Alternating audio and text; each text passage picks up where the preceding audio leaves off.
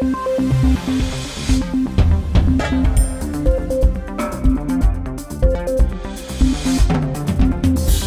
retour dans le journal de Canal avec notre invité plateau ce soir, Fernand Cuche, bonsoir. Bonsoir. 72 ans, homme de Pré-sur-Linière, un riche parcours en politique, député au Grand Conseil neuchâtelois dès 1989, puis au Conseil national entre 1999 et 2005, puis conseiller d'État de 2005 à 2009, toujours pour les Verts, même si vous n'avez jamais été totalement un homme de parti, mais un libre penseur. Et à côté de ça, un vécu d'assistant social dans l'avant mai 68, puis d'agriculteur, secrétaire général de ce qui deviendra le syndicat agricole unitaire entre 84 et 2001. Voilà, les présentations sont faites ou refaites. Et vous avez une actualité début 2019, mais oui, votre combat depuis 30 ans finalement, l'interdiction des pesticides. C'est ça en résumé?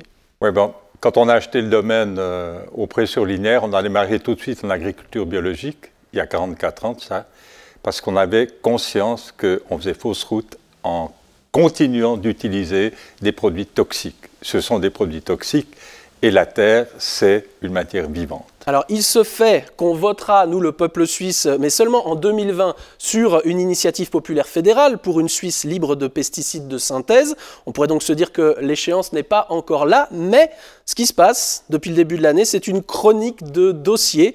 Premièrement, il y a des manifestations de jeunes et deuxièmement, des études scientifiques. Les deux traitent aussi de cette question des pesticides. En janvier, on mesurait les néonicotinoïdes dans les plumes de moineaux. En février, c'était le retour de l'étude sur la présence de pesticides dans le miel. Puis, en ce début avril, tir groupé, l'Institut fédéral des sciences et technologies de l'eau arrive avec ses chiffres sur la pollution des petits cours d'eau par les produits phytosanitaires. Un collectif de médecins s'inquiète des insecticides pulvérisés sur le bois coupé de nos forêts. Et finalement, de nouveau, l'Uni de Neuchâtel qui nous apprend que 93% des champs bio du plateau suisse sont contaminés par des pesticides.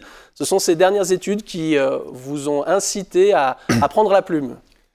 C'est l'ensemble de ces études qui démontrent noir sur blanc, dimension porte de grange, qu'on ne peut pas continuer dans ce sens-là.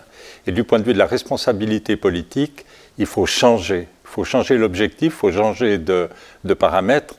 Et comme l'autorité fédérale tarde trop vraiment à prendre le taureau par les cornes, pour autant que les taureaux aient encore des cornes, eh bien c'est le peuple qui s'en occupe. Et aujourd'hui, nous comptons 10 initiatives qui ont été déposées concernant l'environnement, la qualité de l'alimentation, l'écologie et une agriculture durable. Et je pense que le peuple ne lâchera pas et il est temps maintenant que l'autorité fédérale prenne une décision de fond.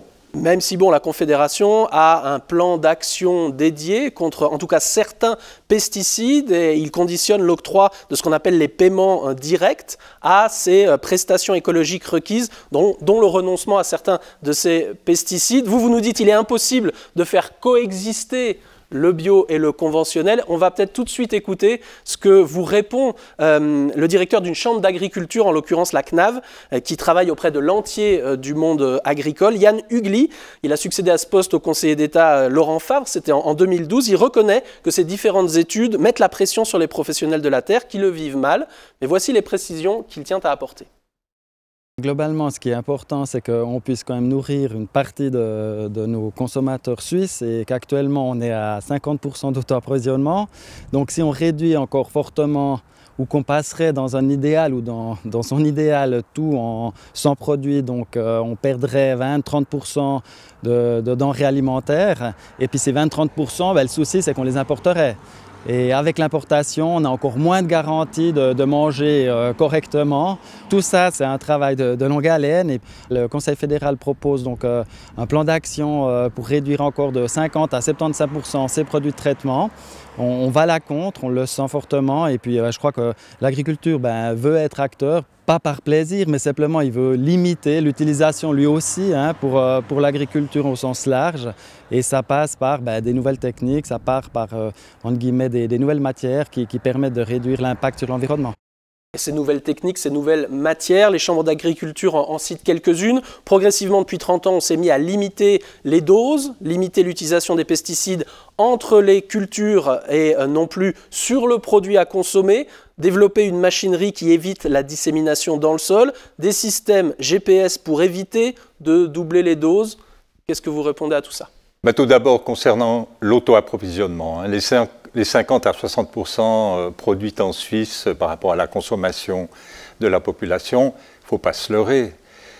En parallèle de ça, on a des sols qui se dégradent, la vitalité des sols est en perte de vitesse, nous avons une diminution de la biodiversité, nous avons des cocktails de pesticides qui sont dans les terres, dans les eaux, ce qui veut dire que ces 50 à 60%, c'est produit de façon un peu artificielle, hors sol. Et de reconvertir l'agriculture vers l'agroécologie, vers la permaculture, vers l'agroforesterie, vers la polyculture élevage, avec des unités de production où le lien est étroit et ténu entre la surface travaillée et le nombre de personnes actives bien rémunérées, c'est cette agriculture-là vers laquelle il faut aller. Alors, on a les outils, on a les gens qui cherchent, on l'a vu dans le reportage tout à l'heure concernant le maïs, c'est dans ce sens-là qu'il faut aller et il faut donner vraiment les moyens à la recherche d'offrir aux agriculteurs aussi des produits qui n'auront pas d'impact néfaste sur leurs terres.